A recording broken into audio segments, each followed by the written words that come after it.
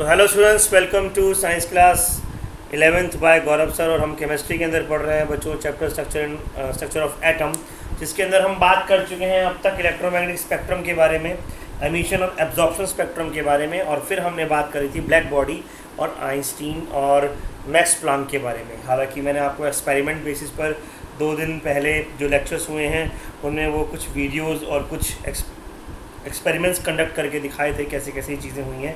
आज उसको थ्योरेटिकली हम एक्सप्लेन करेंगे, कोशिश करेंगे आगे बढ़ाने की, जो आपके एग्ज़ाम में क्वेश्चन हर हाल में आते हैं। तो ज़रूर इसको ध्यान से समझिएगा, क्योंकि ये इतना इंपॉर्टेंट टॉपिक है कि मैं गारंटी दे सकता हूँ कोई ना कोई क्वेश्चन आपके एग्ज़ाम में ज़रूर आएगा। ठीक है जी, तो आइए बच्चों शुरू करते हैं इसको। That is structure of atom.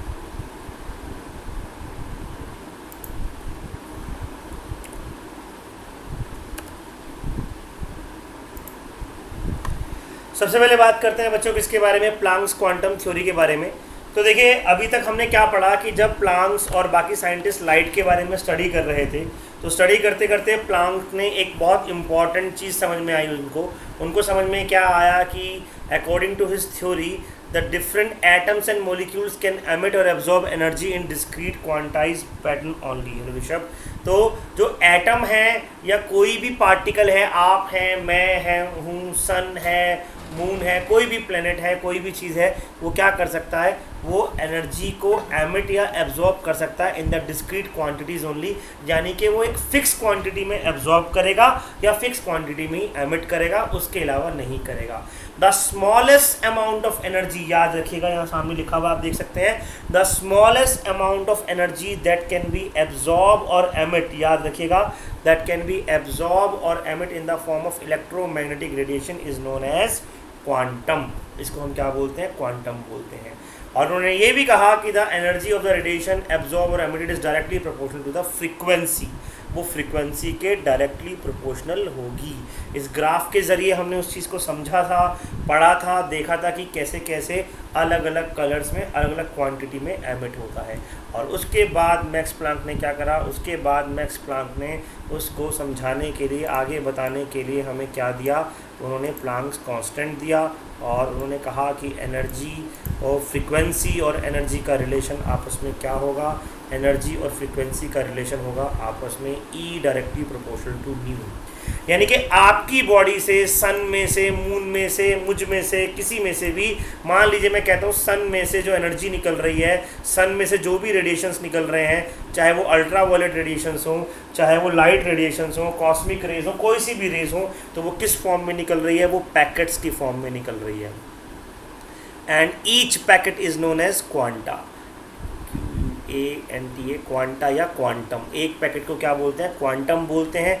और हर पैकेट की एनर्जी, मान लीजिए इस पैकेट की एनर्जी E1 है, ये जो सामने पहला पैकेट है इसकी एनर्जी E1 है, directly proportional to nu one, E2 directly proportional to nu two, E3 directly proportional to न्यू3, E4 डायरेक्टली प्रोपोर्शनल टू न्यू4, E5 directly proportional to nu five. यानी कि अलग अलग पैकेट्स की एनर्जी, अलग अलग पैकेट्स की एनर्जी उसकी फ्रीक्वेंसी पे।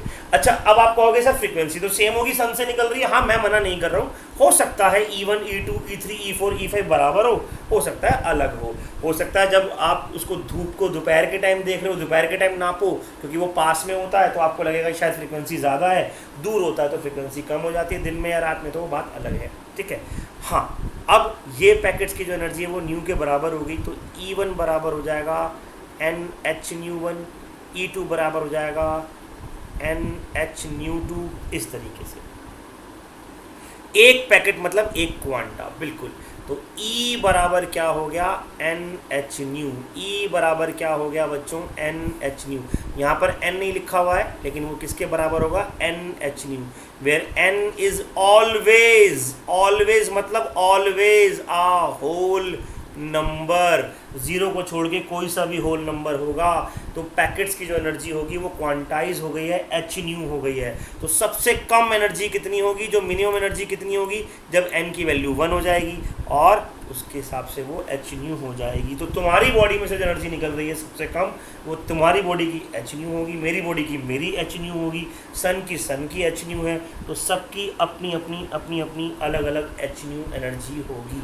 तो H nu is the minimum energy where H is Planck's constant, जिसकी वैल्यू कितनी है, प्लांक्स कांस्टेंट की वैल्यू है 6.626 इंटू 10 की power -34 joule second. Please mind it, आपको इसकी यूनिट भी याद रखनी है, प्लांक्स कांस्टेंट की यूनिट भी याद रखनी है, और वो क्या है, वो है जूल्स सेकेंड। जूल्स सेकेंड क्या है, जूल्स सेकेंड। ठीक है जी, तो ये कहलाता है प्लांक्स क्वांटम थ्योरी। बोले कोई दिक्कत इसमें समझ में आती है बात इतनी? तो प्लांक्स ने क्या कहा, एनर्जी भले ही वेव हो, एनर्जी भले ही पार्टिकल हो, उसने कहा मुझे इससे मतलब नहीं है, लेकिन उसने कहा कि भैया वो पैकेट्स में आ रही है। अब वो पैकेट्स के अंदर बिस्किट्स हैं, पैकेट के अंदर पानी है, पैकेट के अंदर पत्थर है, पैकेट के अंदर क्या है वो तुम जानो, तुम्हारा काम जाने। और अगर आप उस पैकेट को पार्टिकल कहना चाहते हो तो कह लो, मुझे फ़र्क नहीं पड़ता। सर जूल सेकंड इनवर्स है या जूल सेकंड ही है? बेटा जूल सेकंड, देखो बताता हूँ कैसे आया, चलो देखिए। E equals to H nu, H equals to E upon nu, E upon nu, E की यूनिट जूल, और फ्रीक्वेंसी क्या होती है 1/सेकेंड। तो ये ऊपर जाएगा बेटा, क्या बन जाएगा, सेकेंड। तो एच की यूनिट क्या हो गई, जूल सेकेंड। ठीक है बच्चे, अभी तक तो यूनिट एंड डायमेंशन निपटा दिया होगा फिजिक्स का फर्स्ट चैप्टर।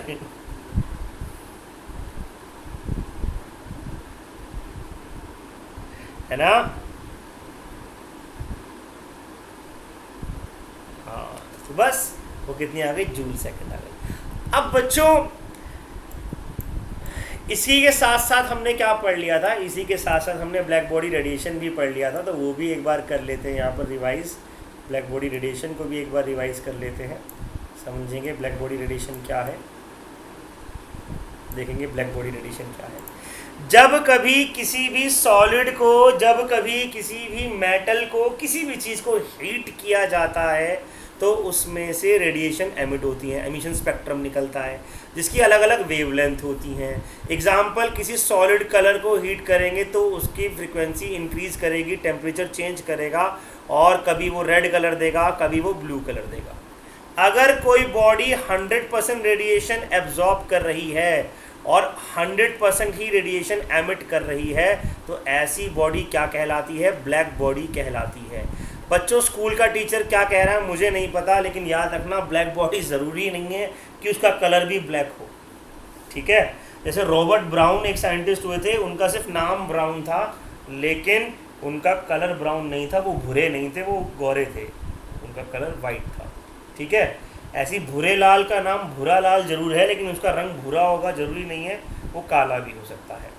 तो ऐसे ही आपने एक चीज़ देखी होगी, प्लेन्स में ब्लैक बॉक्स होता है। Sir black hole black body कैसे होगा? हाँ देखो, जब वो एमिट करेगा तो वो सारी रेडिएशन एमिट करता है। जब ब्लैक होल, तुमने ब्लैक होल की असल में पूरी की पूरी क्रोनोलॉजी नहीं पढ़ रखी है। ब्लैक होल के बाद वाइट ड्वार्फ बनता है बेटा, उसके बाद बहुत सारी चीज़ें होती हैं, वो ब्लास्ट भी करता है, जिससे आइंस्टीन ने एक E=mc² का फॉर्मूला भी दिया था, तो वो वहाँ पर फिर वो एमिट करेगा।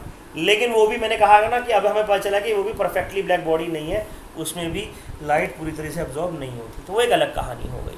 ऐसे ही जैसे मैं बता रहा था कि जैसे अगर आप देखो प्लेन में जो एरोप्लेन्स होते हैं उनके अंदर एक चीज़ होती है ब्लैक बॉक्स। उस ब्लैक बॉक्स का कलर कैसा होता है?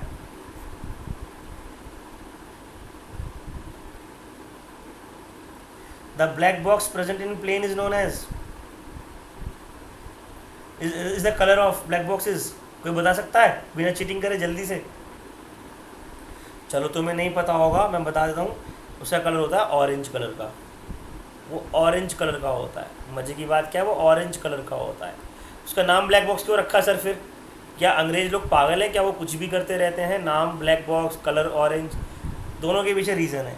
ब्लैक बॉक्स नाम इसलिए रखा गया क्योंकि वो सारी की सारी बातें सुन लेता है, सारी की सारी बातें रिकॉर्ड कर लेता है अपने अंदर, तो एक तरीके से ब्लैक बॉडी वाला काम कर रहा है, तो उसका नाम रख दिया ब्लैक बॉक्स।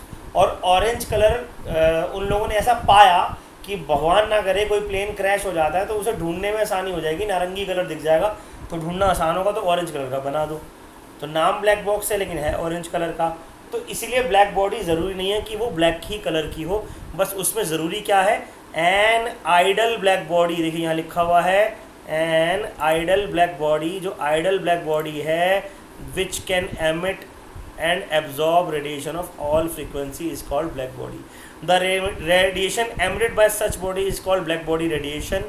इस फिनोमिना को मैक्सवेल जो है वो एक्सप्लेन नहीं कर पाए थे, इलेक्ट्रोमैग्नेटिक रेडिएशन से एक्सप्लेन नहीं कर पाए थे, इसीलिए इसको प्लांक ने अपनी थ्योरी से एक्सप्लेन करा। और इस ब्लैक बॉडी थ्योरी से ही हमें मदद मिलती है क्या समझने में, हमें मदद मिलती है पार्टिकल नेचर ऑफ लाइट को समझने में।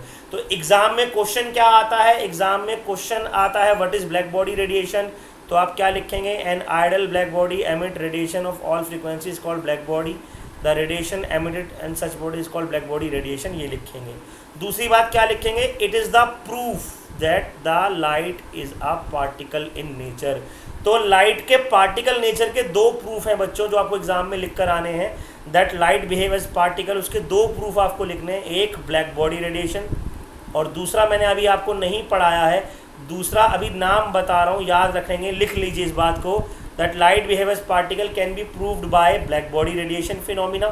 ब्लैक बॉडी रेडिएशन फिनोमिना तुम्हें प्रूव नहीं करने को आएगा, टेंशन मत लो, ये बीएससी में भी प्रूव करने को नहीं आता है, सिर्फ थ्योरेटिकल पार्ट आता है, एमएससी में प्रूव करने को आता है, तुम्हें प्रूव करने को नहीं आएगा, तुम्हें सिर्फ याद करना है। और मैंने समझा दिया था लास्ट लेक्चर्स में कि कैसे प्रूव हुआ, लेकिन फिलहाल दूसरा है फोटो इलेक्ट्रिक इफेक्ट, ये भी हम पढ़ेंगे अभी कुछ दिन में, फोटो इलेक्ट्रिक इफेक्ट, कल या परसों तक इसका नंबर भी आ जाएगा। तो ये दोनों बातें समझ में आ गई, बोले कोई डाउट इसके अंदर किसी को, ब्लैक बॉडी क्या होती है समझ में आ गया, और ब्लैक बॉडी क्या कर रही है, ब्लैक बॉडी बता रही है, प्लांक्स ने इसकी मदद करी किसकी, ब्लैक बॉडी को समझाने से। क्या मुस्कान समझ में नहीं आया, ब्लैक बॉडी क्या बता रही है कि लाइट पार्टिकल हो सकती है, तो ब्लैक बॉडी किसका प्रूफ है, पार्टिकल नेचर ऑफ लाइट का। ब्लैक बॉडी किसका प्रूफ है, पार्टिकल नेचर ऑफ लाइट का, ठीक है, अच्छा नो डाउट, ओके, ठीक है जी। और हमने पढ़ा क्या कि light emit in the form of packets and each packet has the energy called H nu और N H nu, where N is the whole number. अब ये तो प्लांक्स ने बोला E equal to N H nu, लेकिन इनके एक और भाई साहब थे आइंस्टीन भाई साहब, उन्होंने क्या करा, उन्होंने प्लांक्स की क्वांटम थ्योरी को अपनी थ्योरी ऑफ रिलेटिविटी में ऐड करा और बोल दिया E equal to M C square. देखो प्लांक ने कहा E equal to H nu, और ये कितने शाणे निकले, इन्होंने कह दिया E equal to M C square, where E is energy, E is energy, m is mass of anything and c is the speed of light and c is the speed of light। तो कुछ कुछ ऐसा लगता है मानो एक दूसरे से कॉपीड या इंस्पायर्ड है, एक दूसरे से कॉपीड या इंस्पायर्ड है, ठीक है बेटा। अल्ट्रावायलेट कैटास्ट्रॉफ के बारे में लास्ट लेक्चर में बताया गया था, आप वहाँ पर एक बार दोबारा देख सकते हो, या हम लोगों ने जैसे ही क्वांटम मैकेनिक्स पढ़ लिया, क्वांटम मैकेनिक्स समझ में आ गया, ठीक है भाई पैकेट की फॉर्म में लाइट आ रही है, पैकेट की फॉर्म में लाइट आ रही है, तो इससे हमें क्या पता चलता है, हमें समझ में नहीं आ रहा इसमें क्या हुआ, हमने ये क्यों पढ़ा। आपको अगर याद हो तो हमारा टॉपिक तो क्या चल रहा था सर वापस प्लीज़ वहाँ आ जाइए जहाँ हमारा टॉपिक चल रहा था, और वो क्या था, एटम का स्ट्रक्चर। और एटम के स्ट्रक्चर में भी क्या चल रहा था, इलेक्ट्रॉन्स की पोजीशन, ठीक है। एटम के स्ट्रक्चर में भी क्या चल रहा था बेटा, एटम के स्ट्रक्चर में चल रही थी इलेक्ट्रॉन्स की पोजीशन, कि सर इलेक्ट्रॉन्स की पोजीशंस कैसे मेंटेन करी जाए वो बताइए। ये वाला एक्सपेरिमेंट याद आया जो हमने कुछ दिन पहले देखा था। अब इस एक्सपेरिमेंट में हमने क्या करा था, इस एक्सपेरिमेंट में हमने नाइट्रोजन गैस तक पढ़ लिया था कि नाइट्रोजन गैस को जब हीट करा गया तो इस तरीके के हमें बैंड मिले, जब हमने नाइट्रोजन गैस को हीट करा तो हमें इस तरीके के बैंड मिले थे। आज हम क्या करने वाले हैं बच्चों, आज हम इसके अंदर नाइट्रोजन गैस की जगह अब मैंने इसके अंदर भर दी है ये वाली, क्या उसी दिन भर दी थी, हाइड्रोजन गैस। तो अब हमारा जो अगला टॉपिक है वो क्या है, हाइड्रोजन स्पेक्ट्रम, और इससे स्ट्रक्चर ऑफ एटम की आसानी हो। हाइड्रोजन स्पेक्ट्रम के अंदर यहाँ पर अब ये जो ट्यूब है इसके अंदर, ये जो पर्पल कलर की ट्यूब आपको दिखाई दे रही है, इसके अंदर हाइड्रोजन गैस भरी हुई है, और इस हाइड्रोजन गैस से आपको ये अलग अलग लाइंस मिल रही हैं, ये नीले रंग की लाइन, ये नीले रंग की लाइन मिल रही है, फिर आपको ये लाइन मिल रही है, फिर इधर से आपको लाइन मिल रही है, अलग अलग लाइंस आपको मिल रही हैं। ये लाइंस किसकी हैं बच्चों, ये लाइंस हाइड्रोजन स्पेक्ट्रम की लाइंस है। किसकी लाइंस है, हाइड्रोजन स्पेक्ट्रम की लाइंस हैं। इतनी बात समझ में आती है। अब ये कैसे आई इसको समझते हैं, समझिएगा बच्चों। हमने क्या करा, हमने हाइड्रोजन एटम लिया और हाइड्रोजन एटम को हीट करा, हाइड्रोजन एटम को हीट करा। जब हमने हाइड्रोजन एटम को हीट करा तो हमने क्या पाया, हमने उसको केवल इतना हीट करा कि उसका इलेक्ट्रॉन जो यहाँ घूम रहा था, ये उसका इलेक्ट्रॉन जो यहाँ घूम रहा था, ये इस तरीके से घूम रहा था, ऊपर वाला भूल जाइए आप, इस तरीके से इलेक्ट्रॉन घूम रहा था। इसको एनर्जी प्रोवाइड कराने पर, इस एटम को एनर्जी प्रोवाइड कराने पर क्या हुआ, ये इलेक्ट्रॉन उठा और लेट्स से उठकर यहाँ आ गया। थोड़ी और एनर्जी प्रोवाइड कराई, थोड़ी और एनर्जी प्रोवाइड कराई तो ये उठा और उठकर लेट्स से यहाँ आ गया। थोड़ी और एनर्जी प्रोवाइड कराई, थोड़ी और एनर्जी प्रोवाइड कराई, एक सेकंड जरा, ये अच्छा सा नहीं लग रहा, दोबारा बना देता हूँ गोला।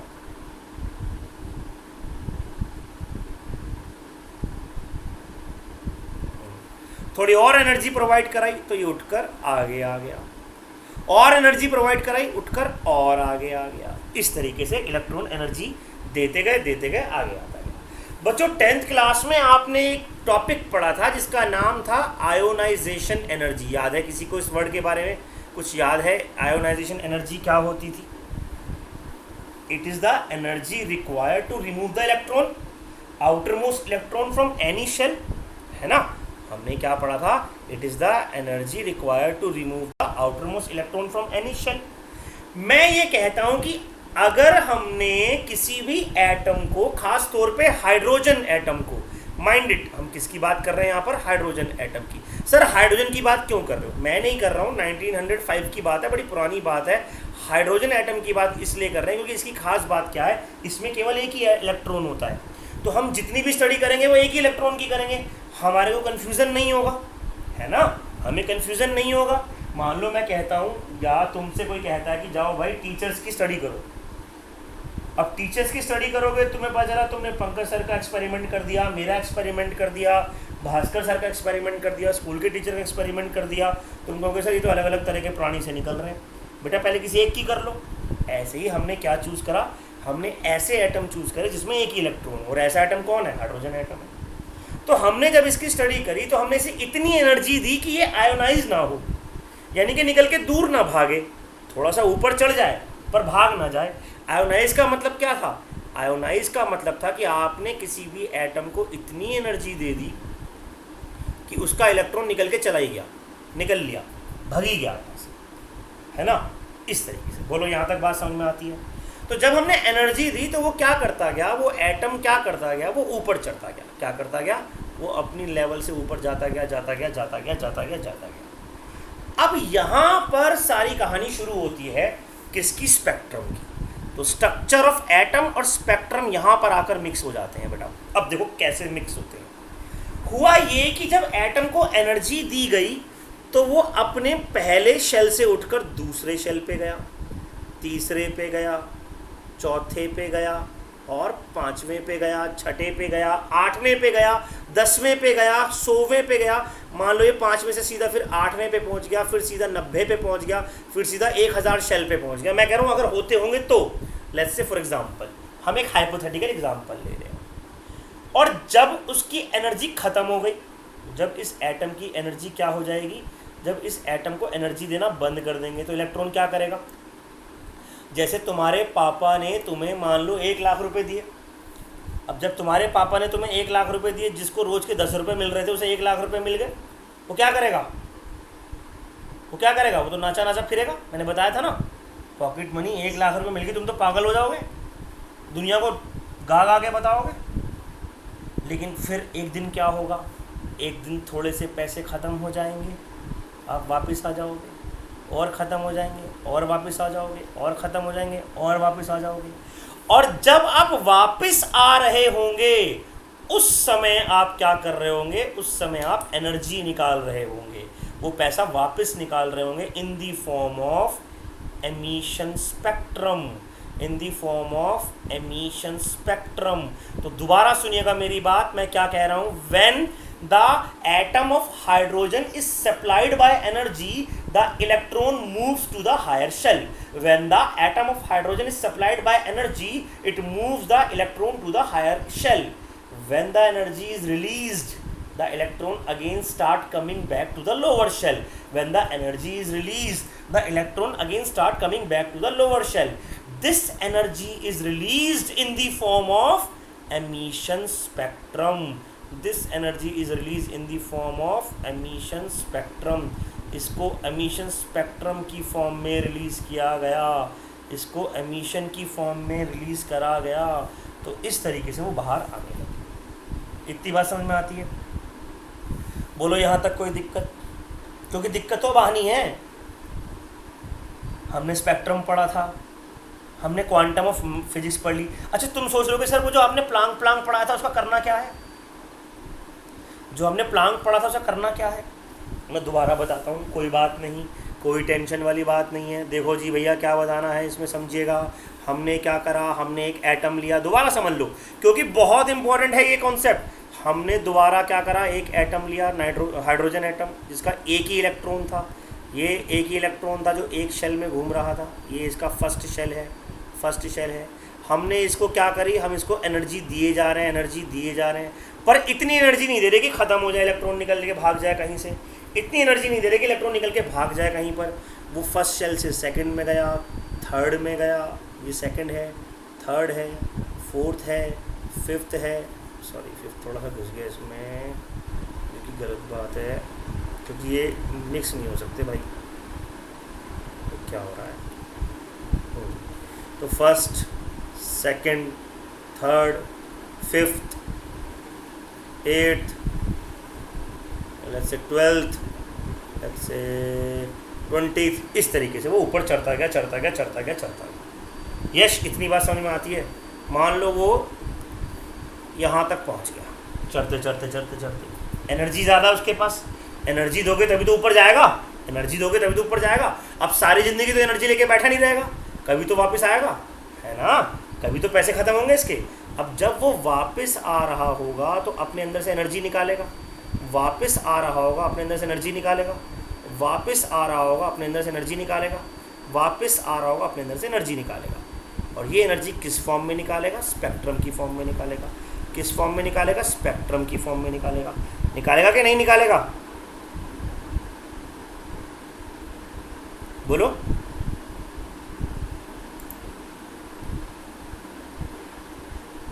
अरे यार कहाँ से मिली थी? हमने दी भाई, हम दे रहे हैं, हम हीट कर रहे हैं, हम इलेक्ट्रिसिटी दे रहे हैं, हम कुछ भी करें। अरे यार, अरे परी भाई, कोई बात नहीं, चल कोई बात बेटा, हमने उसको हीट दी थी। कहाँ दी सर आपने हीट? हमें तो दिख नहीं रही सर हीट।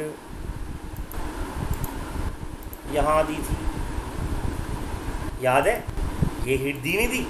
ये हाइड्रोजन गैस को यहाँ जब भरा, तब हाइड्रोजन गैस को हमने क्या करा था? एक सेकंड, हाँ मैं कर रहा हूँ मेरे भैया, मैं कर रहा हूँ। हमने जब हाइड्रोजन गैस को जब यहाँ पर भरा, और उसके बाद जब हमने इसमें क्या करा, जब हमने उसको एनर्जी दी, तभी तो ये स्पेक्ट्रम आया,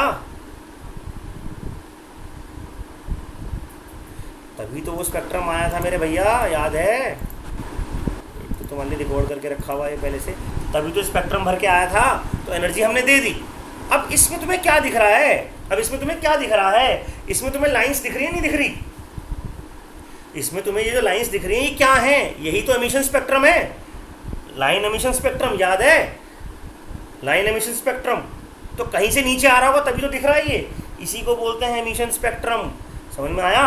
एटम के केस में इसी को बोलते हैं एमिशन स्पेक्ट्रम। तो भैया हमारा जब इलेक्ट्रॉन नीचे आएगा, तो अब देखो, मैंने तुम्हारे गाल पे, जैसे मान लो मैंने लास्ट टाइम क्या बताया था, जैसे मान लो मैंने तुम्हारे गाल पे हिट करा, तुम्हें कहीं मारा, किसी ने तुम्हें हिट करा, तुम्हारा गाल लाल हो गया। तो वो लाल रंग क्या है? जो एनर्जी मैंने तुम्हें दी वो तुम रिलीज कर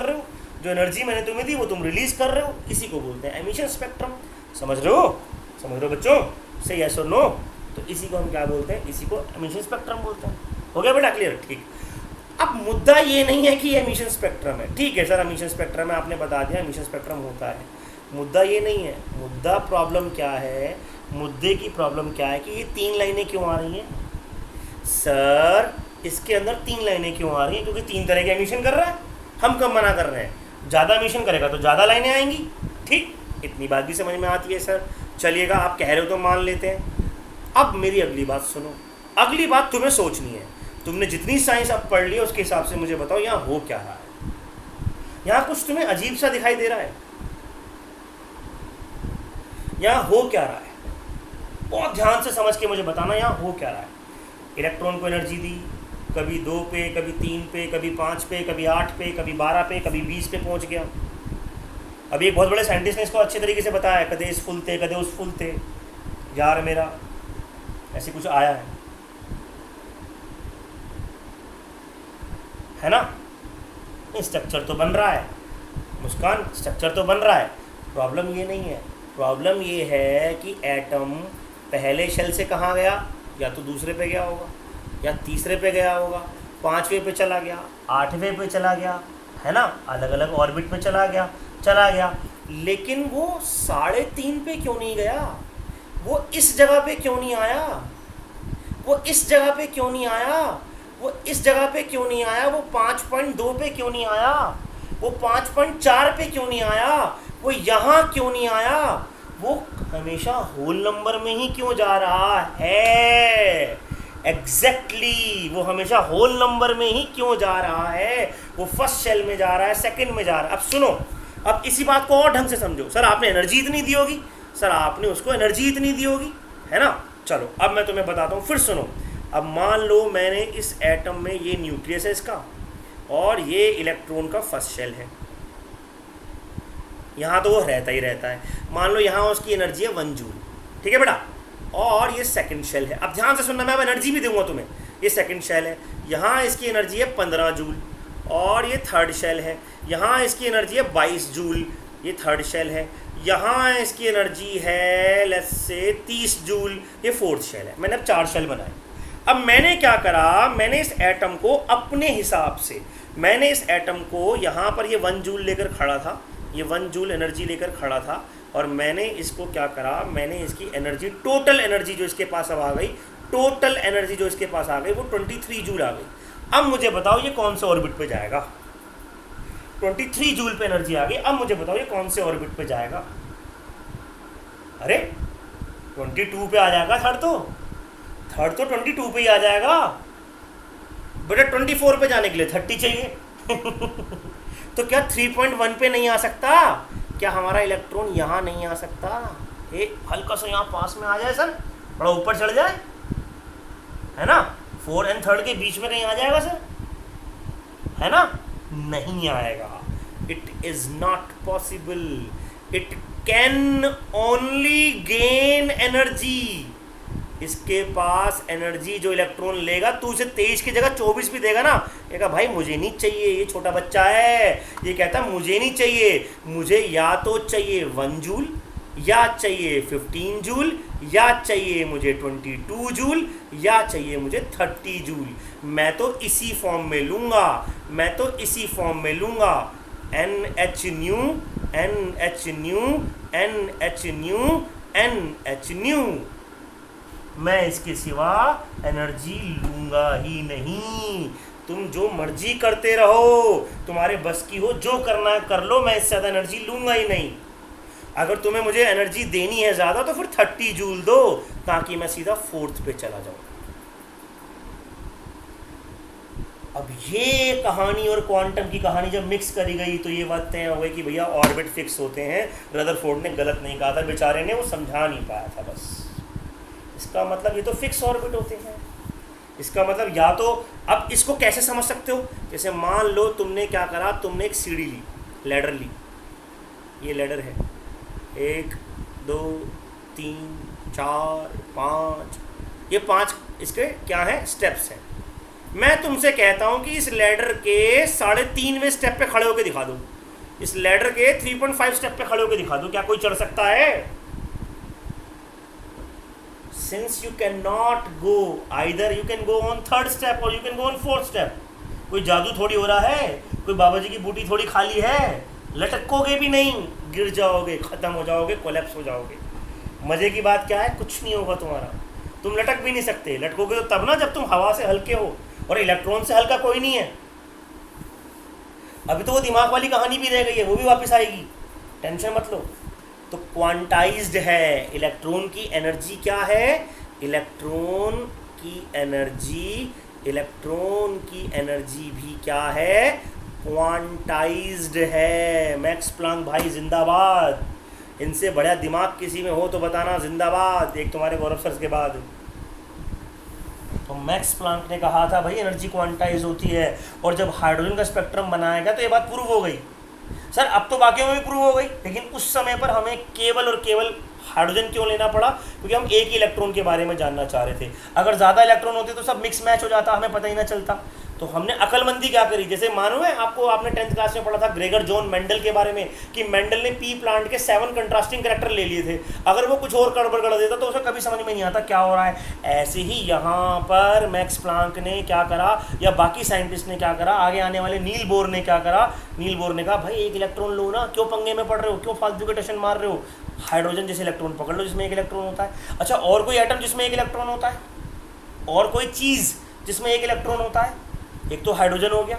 एक बार क्वेश्चन आया कॉम्पिटिशन में, what are the different particles in which only 1 electron can be present? और कोई चीज़ बताइए बेटा निहारिका, और कौन सा देख लिया तूने जिसमें एक इलेक्ट्रॉन होता है?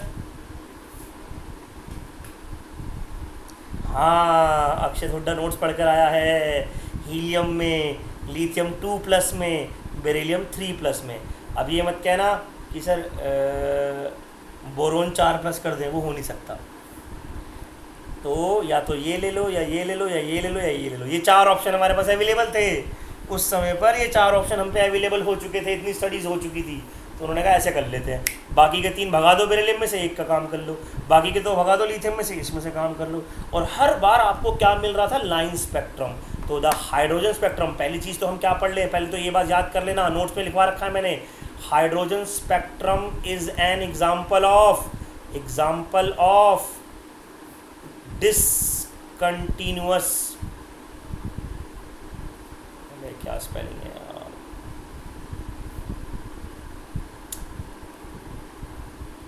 Discontinuous line emission spectrum. Hydrogen spectrum क्या है? डिसकंटिन्यूअस लाइन एमिशन स्पेक्ट्रम है। डिसकंटिन्यूअस, अभी ख़त्म नहीं हुआ, अभी तो शुरू हुआ है ये टॉपिक, ध्यान से सुन लो, बहुत इंपॉर्टेंट टॉपिक है मेरे भाई। डिसकंटिन्यूअस लाइन एमिशन स्पेक्ट्रम है, जिसके अंदर लाइन क्यों मिल रही हैं, कौन कौन सी मिल रही हैं, वो मिलेंगी जो एमिशन होगा। और एमिशन किस बेसिस पर होगा? ऑर्बिट्स के एनर्जी के बेसिस पर होगा। अच्छा अब देखो, हो सकता है वो सीधा 4 से 2 पे कूद जाए, हो सकता है 4 से सीधा 1 पे कूद जाए, हो सकता है 4 से 3 पे कूद जाए, हो सकता है 3 से 1 पे कूद जाए, 2 से 1 पे कूद जाए, कहीं से भी कहीं कूद जाए। लेकिन या तो 1 होगा, या 2 होगा, या 3 होगा, या 4 होगा, 5 होगा, 6 होगा, 7 होगा, 100 होगा, 200 होगा, होल नंबर में होगा, बीच में कहीं नहीं अटकेगा। इतनी बात समझ में आती है? इतनी बात समझ में आती है बच्चों? बढ़िया, मज़ा आ रहा है। आपको नोट्स में सब कुछ प्रोवाइड है, टेंशन बिल्कुल ना लें। तो उसने क्या कहा कि इलेक्ट्रॉन 1 से 100 से 20 से 30 से 40 से 10 से 11 से 9 से कहीं से भी कहाँ पर आ रहा हो? 1 पे आ रहा हो। कहाँ पर आ रहा हो? सीधा 1 पे गिर रहा हो। कहाँ पर गिर रहा हो? सीधा 1 पे गिर रहा हो।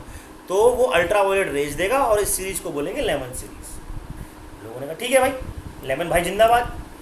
फिर क्या हुआ? फिर एक साइंटिस्ट आए, उन्होंने कहा देखो भैया, ये हो गया फर्स्ट शेल, ये हो गया सेकंड शेल, फिर थर्ड, फोर्थ, फिफ्थ, 100, 200, 1000, 2000, कहीं से भी आ रहा है, कहीं से भी आ रहा हो, कहीं से भी आ रहा हो, और 2 पे गिरे, 1 पे नहीं 2 पे, क्योंकि 1 पे गिरेगा तो लेमन हो जाएगा।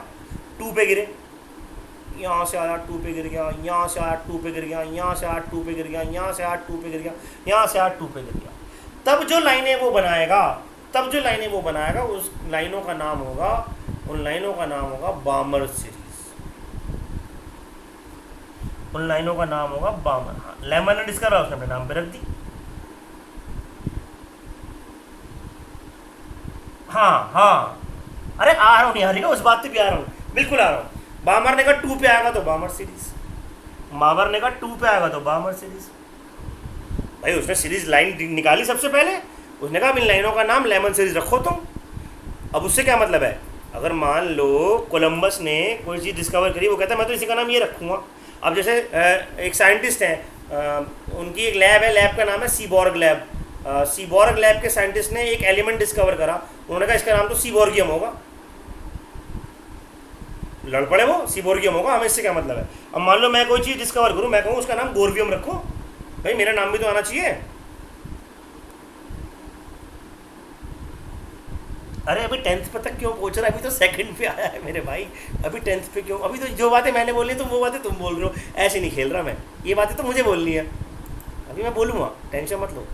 अब भैया ऐसे करते करते करते करते करते करते अलग अलग लोग पागल होते गए।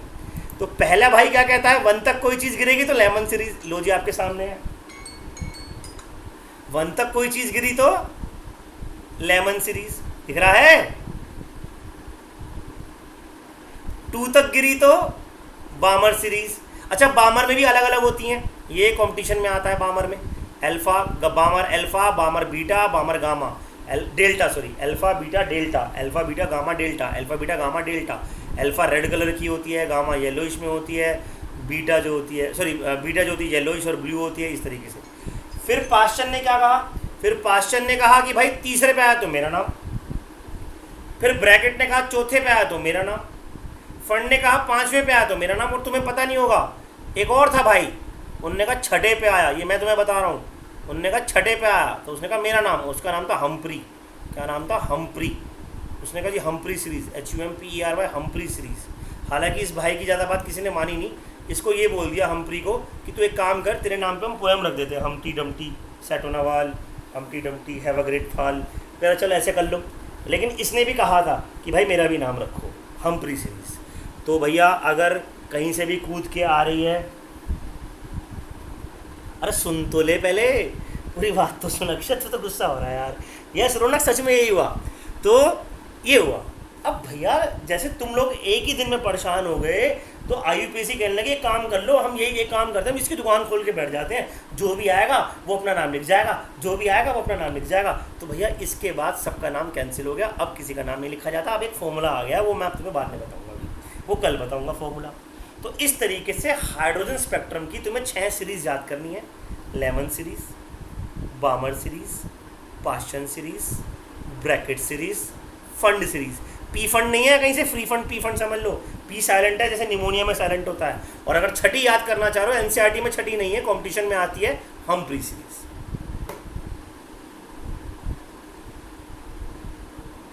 यस हम्प्री रह गया बेचारा, हम्प्टी डम्प्टी में कहानी खत्म हो गई बेचारे की। इस तरीके से टेंशन मतलब, मैं और बहुत सारी डिस्कवरी बता दूंगा, तो उनमें से कुछ कर लियो। मैंने तुझे कहा था 10th क्लास में, कोई बताया था नया पीरियोडिक टेबल खोज दे, 3 करोड़ रुपए मिलेंगे अलग से, नाम भी आएगा और बच्चे पढ़ेंगे भाई साहब खुड्डा पीरियोडिक टेबल, सोच कितना मजा आएगा। अब एक चीज जो है वो यहाँ पर ये समझ में हमें आती है, अब स्पेक्ट्रम भाई देख, बामर है विजिबल रीजन का, बामर में सब कुछ विजिबल रीजन है, बामर में सब कुछ विजिबल रीजन है, लेमन में अल्ट्रावायलेट है, पाश्चन में तुम नियर या फार याद मत करो, तुम इंफ्रारेड याद कर लो, उसके बाद सब इंफ्रारेड है, ये भी इंफ्रारेड है, उसके बाद सारे इंफ्रारेड है, ये भी फार इंफ्रारेड है। तो ये स्पेक्ट्रम देते थे वो, Lyman series, Balmer series, Paschen series, Brackett series, Pfund series, Humphreys series. ठीक है। हाँ बामर में एक खास बात क्या है, बामर का डायग्राम और बड़ा करके दिखा देता हूँ। बामर खुद 4 पार्ट में डिवाइड था, alpha beta gamma delta, alpha beta gamma delta. Beta gamma और डेल्टा वॉयलेट, और बीटा गामा और डेल्टा इंडिगो और वॉयलेट के बीच में आ रही हैं, और अल्फा कहाँ आ रही थी, रेड कलर में आ रही है, इस तरीके से। ठीक है बेटा।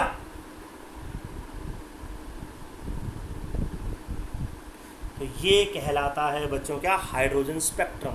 क्या कहलाता है, हाइड्रोजन का स्पेक्ट्रम।